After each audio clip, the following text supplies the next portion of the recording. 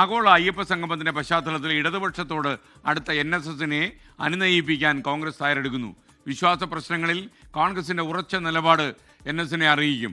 NSനെ ഒരു കാരണവശാലും പിണക്കേണ്ടതില്ലെന്നാണ് നേതൃത്വത്തിന്റെ നിലപാട്.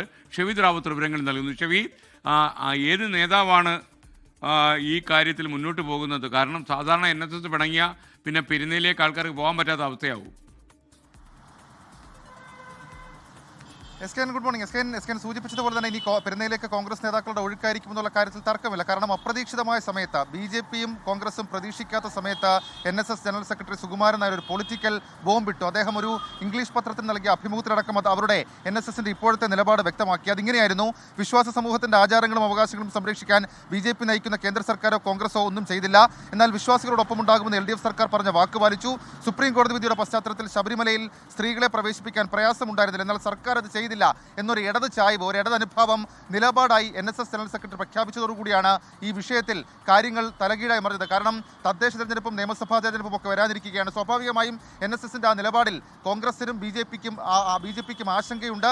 LDF ആകട്ടെ CPM ആകട്ടെ അതൊരു സാധ്യതയായി കാണുകയും ആഗോള അയ്യപ്പ സംഗമത്തിലെ NSSന്റെ പ്രാതിനിധ്യം അതവർ അവരുടെ ഒരു നേട്ടമായി ഉയർത്തിക്കാട്ടുകയും ചെയ്തു. ഈ പശ്ചാത്തലത്തിലാണ് കോൺഗ്രസിന്റെ അനുനയ നീക്കാശ്രമം. ഏതെങ്കിലും തരത്തിൽ ഈ CPMനെ ഈ വിഷയത്തിൽ വിശ്വാസ പ്രശ്നങ്ങളിൽ വിമർശിക്കുമ്പോൾ അത് NSSന് കൊള്ളരുതെന്ന് കോൺഗ്രസ് നേതാക്കൾക്കിടയിൽ അഭിപ്രായമുണ്ട്. മാത്രമല്ല, നേതാക്കളിൽ ചിലർ വിശ്വാസ പ്രശ്നങ്ങളിൽ കോൺഗ്രസിന്റെ ഉറച്ച നിലപാട് അത് വിശദീകരിക്കുകയും ചെയ്യും. സ്വാഭാവികമായും അതടക്കമുള്ള കാര്യങ്ങൾ അത് ഇനി വരും ദിവസങ്ങളിൽ ഒരു രാഷ്ട്രീയ വാർത്തയായി മാറുകയും ചെയ്യും. ഒരു കാരണവശാലും NSSനെ പിണക്കേണ്ടതില്ലെന്നുള്ള നിലപാടിലാണ് കോൺഗ്രസ് ഇപ്പോഴുള്ളത്. ആ സമവായം എങ്ങനെയാകും എന്നുള്ളത് കാത്തിരുന്ന് കാണേണ്ടി വരും.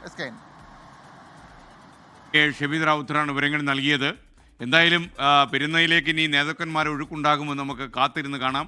പക്ഷേ അദ്ദേഹത്തിനെ അനുനയിപ്പിക്കാൻ പറ്റിയ ഏതൊക്കെ നേതാക്കന്മാർ കോൺഗ്രസിന്റെ തലപ്പത്തുണ്ട് എന്ന് നമുക്ക് അന്വേഷിച്ച് കണ്ടുപിടിക്കേണ്ടിയിരിക്കുന്നു. ലോകത്തെവിടെയായാലും ഏത് സമയത്തും 24 വാർത്തകളും ഓഗ്മെന്റഡ് റിയാലിറ്റി പാക്കേജുകളും എക്സ്പ്ലെയിനറുകളും വിശദമായി കാണാൻ ഞങ്ങളുടെ YouTube ചാനൽ നിങ്ങൾക്ക് സബ്സ്ക്രൈബ് ചെയ്യാം.